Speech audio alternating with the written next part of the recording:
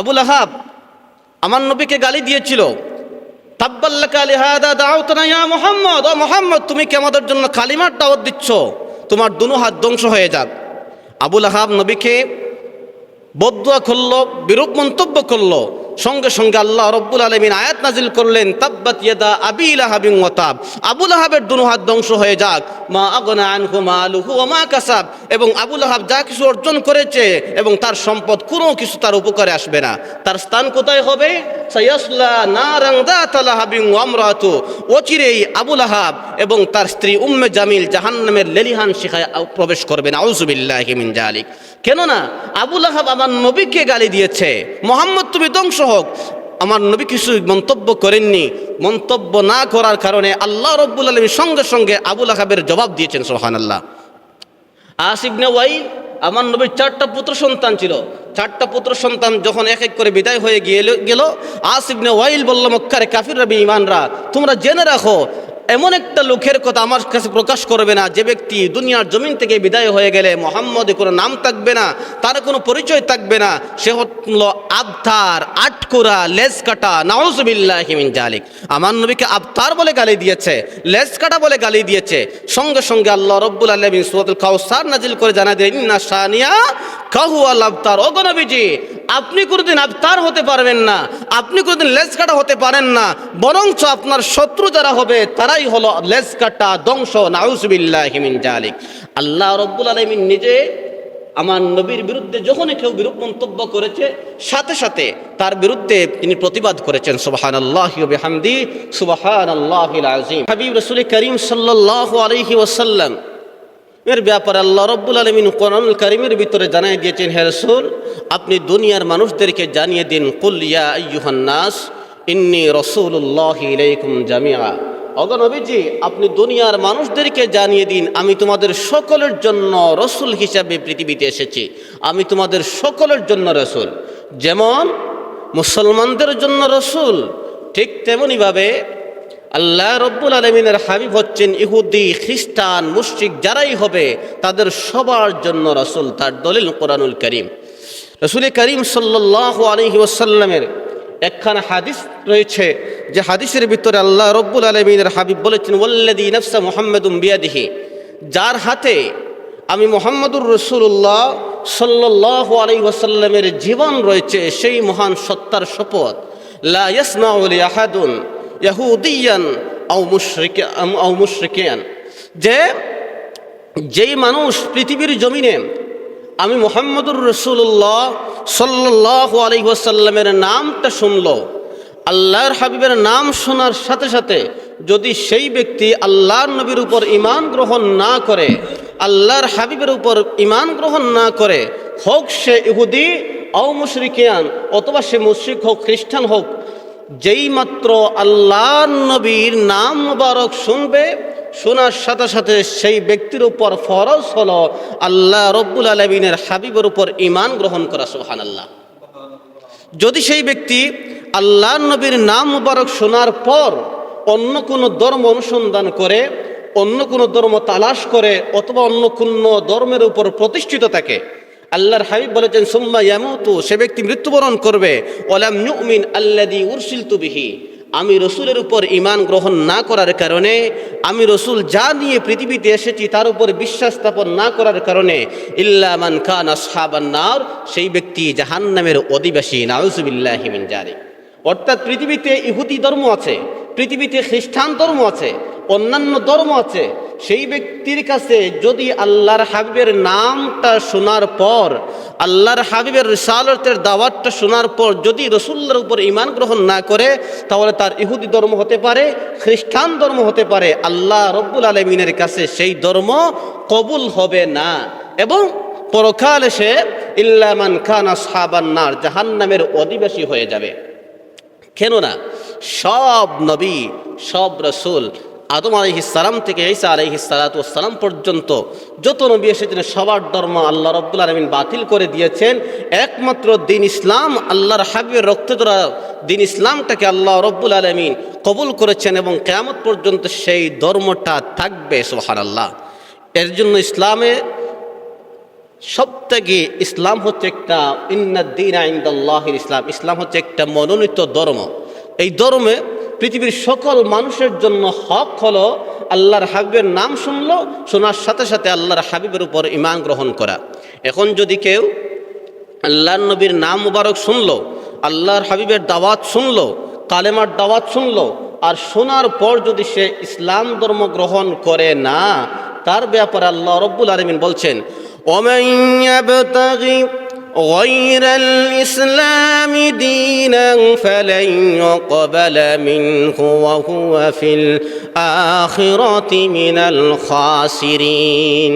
এই দুনিয়ার জমিনে কোন মানুষ যদি আমি আল্লাহ রব্বুল আলামিনের দ্বীন ইসলামকে না মানিয়া অন্য কোনো ধর্মকে অনুসরণ করে, অন্য কোনো ধর্ম অনুসন্ধান করে, আল্লাহ রব্বুল আলামিন বলছেন ফালান ইউকবালা মিনহু, তার পক্ষ থেকে অন্য কোনো ধর্ম, অন্য কোনো দিন আমি আল্লাহ কবুল করব না।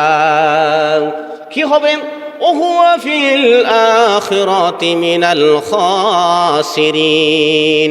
ওই ব্যক্তি আমার দ্বীন ইসলাম কবুল না করার কারণে, আমার দ্বীন ইসলামকে তার জীবনে বাস্তবায়ন না করার কারণে সে পরকালে অবশ্যই অবশ্যই ক্ষতিগ্রস্তদের অন্তর্ভুক্ত হয়ে যাবে।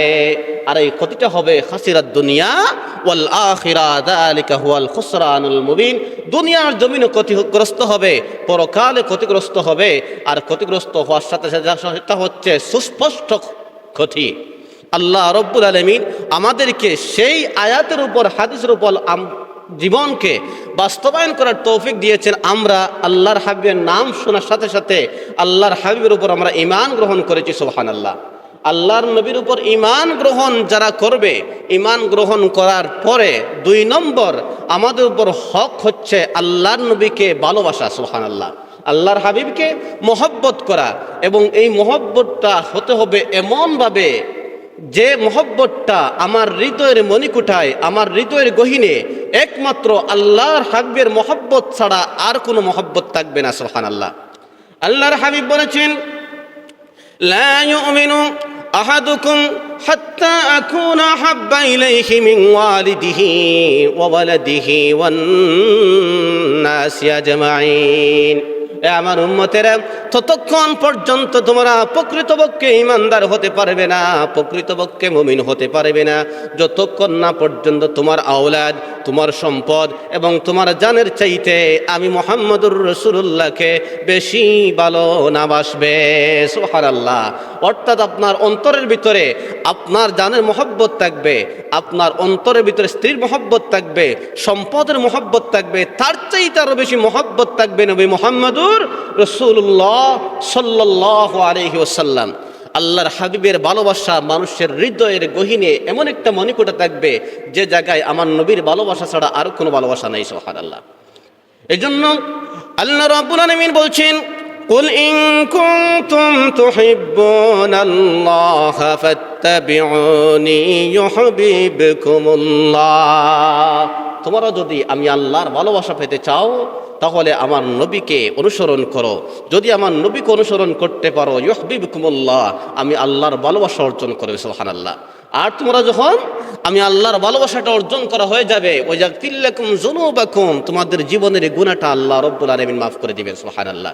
কিন্তু এই ভালোবাসাটা হতে হবে এমন ভালোবাসাটা যে কোরআনুল কারীমের ভালোবাসার অনেক ধরনের ধরন থাকে। কোনো মানুষকে মহব্বত করে ভালোবাসে, স্বামী তার স্ত্রীকে মহব্বত করে ভালোবাসে, কিন্তু আল্লাহর হাবিবের সাথে ভালোবাসাটা হবে এমন বাবা আর ছেলের মতো। সুবহানাল্লাহ। পূর্বেকার যত নবী এসেছিলেন জগতের মধ্যে, যত রসুল এসেছিলেন, তাদের ভালোবাসাটা ছিল উম্মতের মধ্যে ভাইয়ের মতো। আর আমার নবীর প্রতি ভালোবাসাটা থাকবে বাবা আর ছেলের মতো। সুবহানাল্লাহ। তার দলিল কোরআনুল কারীমের ভিতরে এসেছে, কাযযাবাত কওমু নূহিনিল মুরসালিন ইদ ক্বালা লাহুম আখুহুম নূহুন আলা তাত্তাকুন। নূহ জাতি নবীদেরকে মিথ্যা সাব্যস্ত করেছিল। কখন করেছিল? ইদ ক্বালা লাহুম আখুহুম নূহুন আলা তাত্তাকুন, যখন নূহ জাতি, নূহ আলাইহিস সালাম তার জাতিকে বলেছিলেন তোমরা কি আল্লাহ রাব্বুল আলামিনকে ভয় করবে না। এখানে ইদ ক্বালা লাহুম আখুহুম, এখানে আল্লাহ রাব্বুল আলামিন নূহ আলাইহিস সালাম তাদের ভাই হিসেবে উল্লেখ করেছেন। সুবহানাল্লাহ। কাযযাবাত আদুনিল মুরসালিন ইদ ক্বালা লাহুম আখুহুম হুদুন আলা তাত্তাকুন। আদ জাতি নবীদেরকে মিথ্যা সাব্যস্ত করেছিল। ইদ ক্বালা লাহুম আখুহুম হুদুন আলা তাত্তাকুন, যখন আমি তাদের ভাই হুদকে তাদের নিকট নবী হিসেবে প্রেরণ করেছিলাম। সুবহানাল্লাহ। এভাবে করে কাযযাবাত কওমু লূতিল মুরসালিন ইদ ক্বালা লাহুম আখুহুম লূতুন আলা তাত্তাকুন ওয়া ইলা মাদয়ান আখাহুম শুআইবা ক্বালা ইয়া কওমি ইবুদুল্লাহ মা লাকুম মিন ইলাহিন গায়রু। আমি মাদিয়ানবাসীর নিকট শুআইব আলাইহিস সালামকে তাদের ভাইকে নবী হিসেবে প্রেরণ করেছিলাম। সুবহানাল্লাহ। এই জন্য বোঝা যায়, কোরআনুল কারীমের দলিল থেকে বোঝা যায়, আগেকার সব নবী এবং তার উম্মতদের মধ্যে সম্পর্কটা ছিল ভাইয়ের মতো। সুবহানাল্লাহ। আর আমাদের নবী মুহাম্মদুর রাসূলুল্লাহ সাল্লাল্লাহু আলাইহি ওয়াসাল্লামের প্রতি মহব্বতটা থাকবে এমন জায়গায় বাবা আর ছেলের মতো। সুবহানাল্লাহ। তার দলিল النبي أولى بالمؤمنين من أنفسهم وأزواجه أمهاتهم। মুমিন ব্যক্তিদের হৃদয়ের ভিতরে সবচাইতে বেশি মহব্বতের প্রিয় পাত্র হচ্ছেন নবী মুহাম্মদুর রাসূলুল্লাহ সাল্লাল্লাহু আলাইহি ওয়াসাল্লাম। আর রাসূলুল্লাহর সম্মানিতা স্ত্রীগণ যারা ছিলেন তারা হলেন আমাদের জন্য উম্মত জননী মা। সুবহানাল্লাহ। রাসূলুল্লাহ স্ত্রীগণ যদি আমাদের জন্য মা হন, রুহানি মা, তাহলে আমাদের নবী মুহাম্মদুর রাসূলুল্লাহ আমাদের জন্য হচ্ছেন রুহানি পিতা। সুবহানাল্লাহ। এই আল্লাহর নবীকে এই যে মহব্বতটা করা হবে এমন এক জায়গায় যে আপনাকে যদি কেউ গালি দেয়, আপনাকে যদি কেউ কষ্ট দেয়, তাহলে আপনি হয়তো সবর করতে পারেন, ধৈর্য ধারণ করতে পারেন। কিন্তু আমার নবীর বিরুদ্ধে যদি কেউ কোনো কথা বলে, তাহলে যদি আপনি সবর করেন, ধৈর্য ধরেন, তাহলে আপনার মনের ভিতরে হৃদয়ের গহীনে আল্লাহর হাবিবের ভালোবাসাটা প্রকাশ পায় না। সুবহানাল্লাহ। কেননা আল্লাহর হাবিব রাসূল করিম সাল্লাল্লাহু আলাইহি ওয়াসাল্লামকে সাহাবায়ে কেরাম এতটাই ভালোবাসতেন, অহুদ যুদ্ধে রাসূলুল্লাহর একজন সাহাবা ছিলেন যার নাম হলো হযরত তালহা রাদিয়াল্লাহু তাআলা আনহু। হযরত তালহা রাদিয়াল্লাহু তাআলা আনহু তিনি আল্লাহর হাবিবের কাছে এমন অবস্থায় ছিলেন যে কোনো অবস্থাতে যাতে করে কাফিরদের কোনো তীরের আঘাত আল্লাহর নবীর শরীরের মধ্যে না পড়ে। সুবহানাল্লাহ। তিনি তার বুকটাকে উজাড় করে দিলেন, বললেন, ইয়া রাসূলুল্লাহ, ইয়া হাবিবাল্লাহ, যত সময় পর্যন্ত আমি তালহা পৃথিবীতে বেঁচে আছি তত সময় পর্যন্ত আমি তালহার বুকটাকে বেদ করে আপনি রাসূলুল্লাহর শরীরের মধ্যে কোনো তীরের আঘাত পৌঁছবে না। সুবহানাল্লাহ। এমন অবস্থায় রাসূলুল্লাহকে পাহারা দিলেন। একটা পর্যায়ে দেখা গেল হযরত তালহা অসুস্থ হয়ে কাফিরদের তীরের আঘাতে তিনি জমিনের মধ্যে লুটিয়ে পড়লেন, আর লুটিয়ে পড়ার সাথে সাথে তিনি মৃত্যুবরণ করলেন। হযরত আয়েশা রাদিয়াল্লাহু তাআলা আনহা তিনি বলেন, যখন হযরত তালহা জমিনের মধ্যে লুটিয়ে পড়লেন, আমরা তার কাছে গেলাম, যাওয়ার সাথে সাথে দেখলাম ওয়াজাদনা বিহি বিদআন ওয়া সাবঈনা জারাহা। হযরত তালহার বুকের মধ্যে ৭০টারও অধিক তীরের আঘাত দেখা যাচ্ছে। সুবহানাল্লাহ।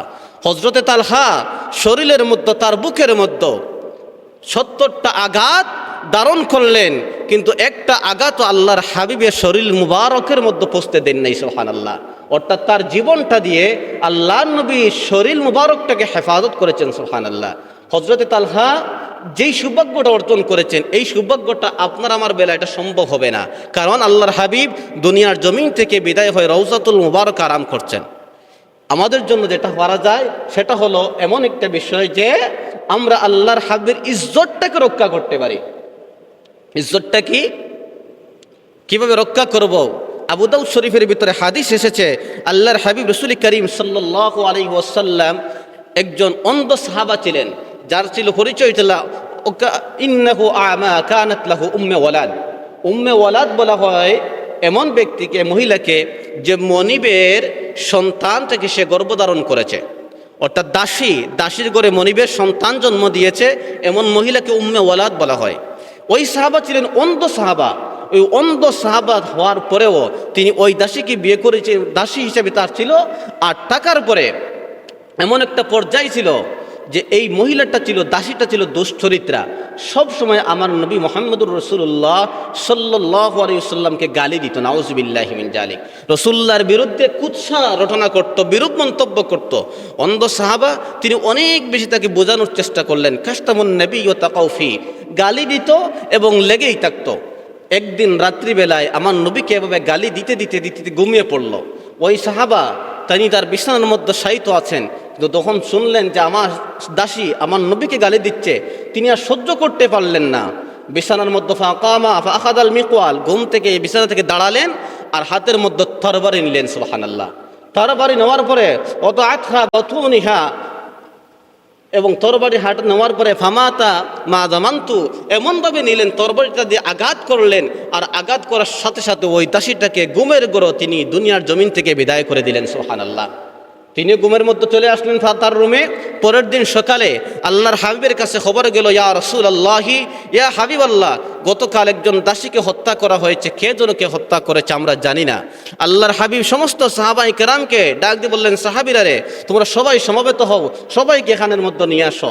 আল্লাহর হাবিব বললেন, সাহাবীরা রে, গতকাল এই উম্মে ওয়ালাদ দাসীটাকে কে হত্যা করেছে? তখন ওই অন্ধ সাহাবা রাসূলুল্লাহর সামনে ছিলেন।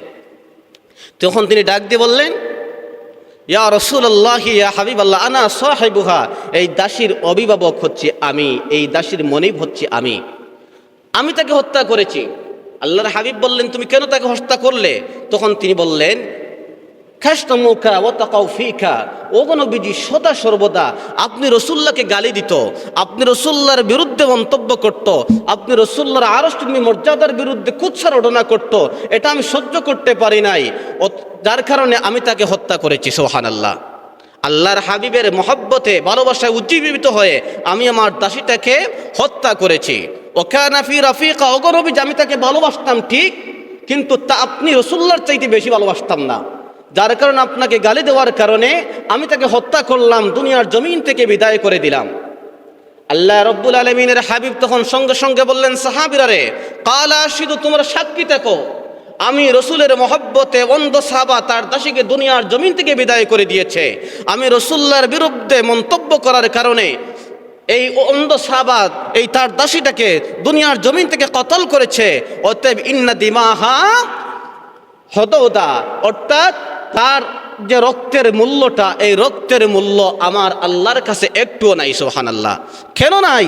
পৃথিবীতে ওমা কানা লাকুম আন তুযু রাসূলুল্লাহ, আমার নবীর বিরুদ্ধে কুৎসা রটনা করবে, আমার নবীর বিরুদ্ধে বিরূপ মন্তব্য করবে, এমন কোন অধিকার, এমন কোন স্বাধীনতা আল্লাহ রাব্বুল আলামিন জগতের কোনো মানুষদেরকে দেন নাই। সুবহানাল্লাহ। এজন্য আল্লাহর হাবিবকে যখনই কোনো কাফির বেঈমান মুশরিকরা কষ্ট দিয়েছে, তাৎক্ষণিক আল্লাহ রাব্বুল আলামিন তাদের প্রতিবাদ করেছেন। সুবহানাল্লাহ। আবু লাহাব আমার নবীকে গালি দিয়েছিল, তাব্বাল্লাকা লিহাদা দাউতনা ইয়া মুহাম্মদ, ও মুহাম্মদ, তুমি কি আমাদের জন্য কালিমার দাওয়াত দিচ্ছ?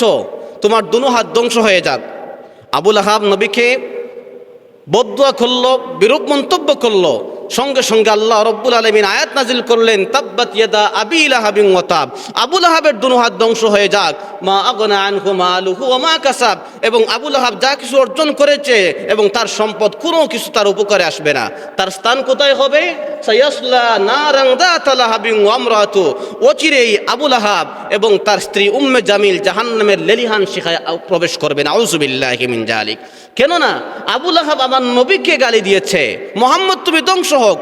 আমার নবী কিছু মন্তব্য করেননি, মন্তব্য না করার কারণে আল্লাহ রাব্বুল আলামিন সঙ্গে সঙ্গে আবু লাহাবের জবাব দিয়েছেন। সুবহানাল্লাহ। আস ইবনে ওয়াইল, আমার নবীর 4টা পুত্র সন্তান ছিল, 4টা পুত্র সন্তান যখন এক এক করে বিদায় হয়ে গেল, আস ইবনে ওয়াইল বলল, মক্কার কাফিররা বেঈমানরা, তোমরা জেনে রাখো, এমন একটা লোকের কথা আমার কাছে প্রকাশ করবে না যে ব্যক্তি দুনিয়ার জমিন থেকে বিদায় হয়ে গেলে মুহাম্মদের কোনো নাম থাকবে না, তার কোনো পরিচয় থাকবে না, সে হলো আবতার, আটকুরা, লেজ কাটা। নাউযুবিল্লাহি মিন যালিক। আমার নবীকে আবতার বলে গালি দিয়েছে, লেজ কাটা বলে গালি দিয়েছে। সঙ্গে সঙ্গে আল্লাহ রাব্বুল আলামিন সূরাতুল কাউসার নাজিল করে জানা দেন, ইন্না শানিয়া কাহুয়াল আবতার। ওগো নবীজি, আপনি কোনোদিন আবতার হতে পারবেন না, আপনি কোনোদিন লেজ কাটা হতে পারেন না, বরঞ্চ আপনার শত্রু যারা হবে তারাই হলো লেজ কাটা, ধ্বংস। নাউযুবিল্লাহি মিন যালিক। আল্লাহ রাব্বুল আলামিন নিজে আমার নবীর বিরুদ্ধে যখনই কেউ বিরূপ মন্তব্য করেছে, সাথে সাথে তার বিরুদ্ধে তিনি প্রতিবাদ করেছেন। সুবহানাল্লাহি ওয়া বিহামদি, সুবহানাল্লাহিল আযীম। আপনারা জানেন, তামাম পৃথিবীর একটা মূলনীতি হচ্ছে মানুষের বেলায়, সাইয়েদনা ইব্রাহিম আলাইহিস সালাম আল্লাহর দরবারে দোয়া করেছিলেন, রব্বি জাআল হাযা বালাদান ওয়াজনুবনি ওয়া বানিয়া আন না'বুদাল আসনাম।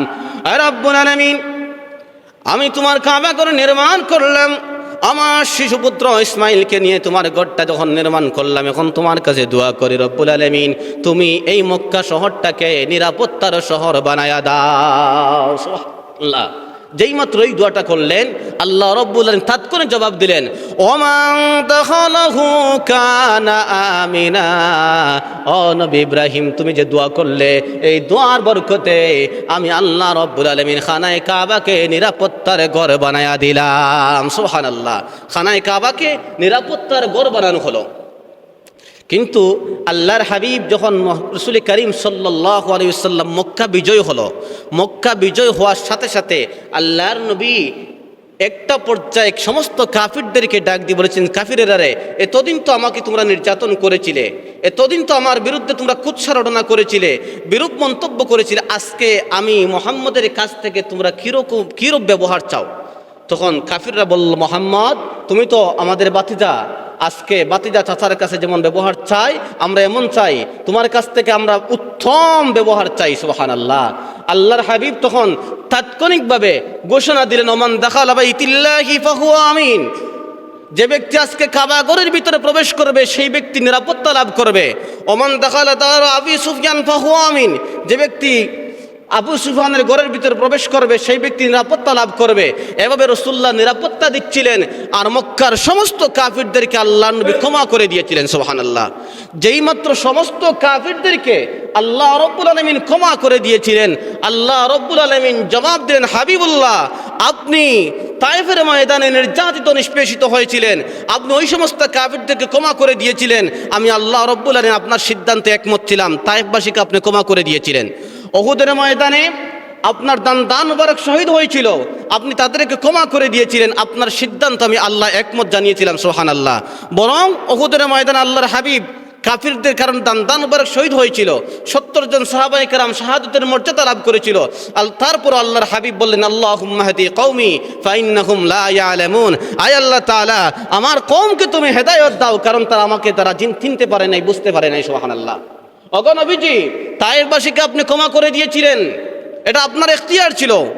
উহুদের ময়দানে কাফিরগুলো আপনাকে নির্যাতন করেছে, আপনার দান মুবারক শহীদ করেছে, এটা আপনার এখতিয়ার ছিল। আজকে তো এই মুহূর্তে আমি আল্লাহ রাব্বুল আলামিন মক্কার রাজত্ব ক্ষমতা আপনি মুহাম্মদুর রাসূলুল্লাহকে দিয়েছি। আজকে আপনি সবাইকে ক্ষমা করলেও ওই সমস্ত মানুষদেরকে আপনি ক্ষমা করতে পারবেন না যারা আপনি রাসূলুল্লাহর বিরুদ্ধে কুৎসারণা করেছে, যারা আপনি রাসূলুল্লাহর বিরুদ্ধে বিরূপ মন্তব্য করেছে। সুবহানাল্লাহ। কি করতে হবে রব্বুল আলামিন? আল্লাহ রব্বুল আলামিন তখন জানিয়ে দিলেন, আইনামা সুকিফু উখিদু ওয়া কুতিলু তাকতিলা। ওগো নবীজি, আপনি রাসূলুল্লাহর আরশচম্বে মর্যাদার বিরুদ্ধে যারা কুৎসারণা করবে, বিরূপ মন্তব্য করবে, আপনাকে যারা লেজ কাটা বলেছিল, আপনাকে যারা আবতার বলেছিল, আমি আল্লাহ রব্বুল আলামিন তাদের জন্য একটা মূলনীতি জারি করে দিলাম। পৃথিবীর এমন একটা জায়গা নাই যে জায়গাটা তাদের জন্য নিরাপত্তা হতে পারে। সুবহানাল্লাহ। ওগো নবীজি, আপনার দুশ্মন ব্যক্তি যদি মাকামে ইব্রাহিমের নিকট পাওয়া যায়, তাকে হত্যা করো। আইনামা সুকিফু উখিদু ওয়া কুতিলু তাকতিলা। আপনার দুশ্মনকে যদি রুকনে ইয়ামিনিতে পাওয়া যায়, তাকে হত্যা করো। আপনার দুশ্মনকে যদি কাবার গিলাফে পাওয়া যায়, তাকে হত্যা করো। আপনার দুশ্মন যদি খোদ খানায় কাবা আমার ঘরের ভিতরে প্রবেশ করে, তাহলে তাকে আমার ঘরের ভিতরে হত্যা করে দুনিয়ার জমিন থেকে বিদায় করে দাও। নাউযুবিল্লাহি মিন জালিক।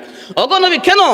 আপনি সবাইকে ক্ষমা করতে পারেন, সেটা আপনার এখতিয়ার, কিন্তু আপনাকে তো আমি হাবিবুল্লাহ হিসেবে গ্রহণ করেছি। আপনার বিরুদ্ধে মন্তব্য করবে, কুৎসারণা করবে, আর আপনি ক্ষমা করে দিবেন, আর আমি আল্লাহ ক্ষমা করে দিব, এটা কোনো দিন হতে পারে না। সুবহানাল্লাহ। এজন্য রাসূল করিম সাল্লাল্লাহু আলাইহি ওয়াসাল্লাম মক্কা বিজয়ের দিন 15 জন ব্যক্তিকে হত্যার নির্দেশ দিয়েছিলেন। এর মধ্যে নাম্বার 1 ছিল আব্দুল্লাহ ইবনে খতল। আব্দুল্লাহ ইবনে খতল যখন আল্লাহর হাবিবের কথাগুলো শুনছিল, শোনার সাথে কাবার গিলাফে দাঁড়িয়ে আছে, কারণ আল্লাহর হাবিব বলেছেন, মান দাখালা বাইতিল্লাহি ফাহুয়া আমিন। যে ব্যক্তি খানায় কাবার ভিতরে ঢুকবে সেই নিরাপত্তা লাভ করবে, এই আশা নিয়ে কাবার গিলাফে ধরে দাঁড়িয়ে আছে।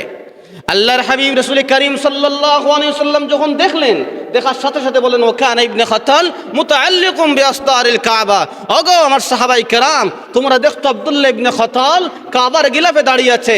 আমার আল্লাহ বিধান নাজিল করে দিয়েছেন, মালউনিনা আইনামা সুকিফু উখিদু ওয়া কুতিলু তাকতিলা। ওই সমস্ত অভিশপ্তদের জন্য, ওই সমস্ত মালউনের জন্য পৃথিবীর একটা ইঞ্চি নিরাপদ নয়। আব্দুল্লাহ ইবনে খতলকে কাবার চত্বরে তাকে হত্যা করে দুনিয়ার জমিন থেকে বিদায় করে দাও। নাউযুবিল্লাহি মিন জালিক। কেন না? এই কথাগুলো রাসূল নিজেই বলছেন না, রাসূল যাই বলেন, ওমা ইয়ানতিকু আনিল হাওয়া ইন হুয়া ইল্লা ওয়াহয়ুন ইউহা, আমার নবী নিজের প্রবৃত্তিকে অনুসরণ করে কোনো কথা বলেন না, আল্লাহই যা বলতে বলেন আমার নবী তাই বলেন। সুবহানাল্লাহ। এজন্য উহুদের যুদ্ধে আল্লাহর হাবিব সবাইকে ক্ষমা করে দিয়েছিলেন। উহুদ যুদ্ধের পরের যুদ্ধটা হলো খন্দকের যুদ্ধ, যেটাকে কোরআনের ভাষায় আহজাবের যুদ্ধ বলা হয়। আহজাবের যুদ্ধে আল্লাহর হাবিব সাহাবায়ে কেরামের 2 জন সাহাবায়ে কেরাম শাহাদাতের মর্যাদা লাভ করেছিলেন, কিন্তু যুদ্ধের পরিস্থিতিটা এতটাই খারাপ ছিল যে আল্লাহর নবী এবং সাহাবায়ে কেরামের আসরের নামাজটা ছুটে গিয়েছিল, পড়তে পারেন নাই। যেই সময় মাগরিবের পরে রাসূলুল্লাহ নামাজ আদায় করলেন, সঙ্গে সঙ্গে আল্লাহ রব্বুল আলামিনের কাছে হাত উত্তোলন করে দোয়া করলেন, আয় রব্বুল আলামিন, যে কাফিরদের কারণে আজকে আমি রাসূল এবং আমার সাহাবায়ে কেরামের আসরের নামাজটা ছুটে গিয়েছে, আল্লাহ সুদুরহুম নারা, আপনি আল্লাহ এই মুহূর্তে ওই সমস্ত কাফিরদের কবরটাকে জাহান্নামের গর্ত বানিয়ে দাও। সুবহানাল্লাহ। সঙ্গে সঙ্গে আল্লাহ রব্বুল আলামিন জিবরিলকে বললেন, জিবরিল আমার হাবিবের কাছে চলে যাও। তায়েফের ময়দানে সবাইকে ক্ষমা করে দিয়েছিলেন, উহুদের ময়দানে সবাইকে ক্ষমা করে দিয়েছিলেন, এই মুহূর্তে তিনি কেন ক্ষমা করলেন না? আহজাবের যুদ্ধে যে সমস্ত কাফিররা রাসূলুল্লাহর বিরুদ্ধে যুদ্ধ করেছে তাদেরকে কেন ক্ষমা করা হলো না? জিবরিল চলে আসলেন, আসার সাথে সাথে আল্লাহর হাবিব বললেন, এতদিন তায়েফের ময়দানে কাফিররা আমাকে নির্যাতন করেছে, আমাকে কষ্ট দিয়েছে, আমি ক্ষমা করে দিয়েছি। উহুদের ময়দান দান মুবারক শাহাদাত বরণ হয়েছে, আমি ক্ষমা করে দিয়েছি। কিন্তু আজকে খন্দকের যুদ্ধে আমি আল্লাহর হাবিব রাসূল করিম সাল্লাল্লাহু আলাইহি ওয়াসাল্লামকে তার এতটাই পেরেশান যুক্ত করেছিল যে আমি রাসূল আমার আল্লাহর হক আসরের নামাজটা আদায় করতে পারি না, আমার আল্লাহর হকটা নষ্ট হয়ে যাওয়ার কারণে আমি কাফিরদের জন্য বদদুয়া করলাম, নাউযুবিল্লাহি মিন যালিক। সঙ্গে সঙ্গে আল্লাহ রাব্বুল আলামিন হাদিসে কুদসি জানিয়ে দিলেন, হাবিবি কদ্দামতু হাক্কি আলা হাক্কিকা, ওগো নবীজি এই মুহূর্তে আপনি আপনার হকের উপর আমি আল্লাহর হকটাকে তুলে ধরেছেন। সুবহানাল্লাহ। ফানা উকদ্দিমু হাক্কাকা আলা হাক্কি, ওগো নবীজি আজ থেকে আমি আল্লাহ আমার হকের উপর আপনি রাসূলুল্লাহর হকটাকে তুলে ধরলাম। সুবহানাল্লাহ। সেটা কিভাবে? ফামান তারাকা সালাতা বিদুলিল উমুরি ইউকফার, ওগো নবী আপনার উম্মতদের জন্য নামাজ ফরজ, কিন্তু কেউ যদি নামাজ আদায় করে না অথবা যদি কেউ নামাজ আদায় করতে পারে না সে ব্যক্তি কোনোদিন কাফির হবে না। সুবহানাল্লাহ। নবী হে জেনে রাখো, ওয়ালাকিন মান তুআনা শা'রাতাম মিন শাওয়াতিকা ইউকফার, তবে নবী আপনি আপনার উম্মতের মধ্যে দুনিয়ার কোনো মানুষ যদি আপনি রাসূলুল্লাহর আরশচুম্বী মর্যাদার বিরুদ্ধে একটা সেকেন্ড অবস্থান করে, আপনি রাসূলুল্লাহর সম্মান মর্যাদার বিরুদ্ধে যদি কেউ বিরূপ মন্তব্য করে, সঙ্গে সঙ্গে সে ব্যক্তি কাফির হয়ে যায়। নাউযুবিল্লাহি।